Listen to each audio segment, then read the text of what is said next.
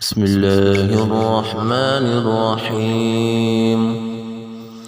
أرأيت الذي يكذب بالدين فذلك الذي يدعو اليتيم ولا يحض على طعام المسكين فويل للمصلين الذين هم عن صلاتهم ساهون الذين هم يراءون ويمنعون الماعون.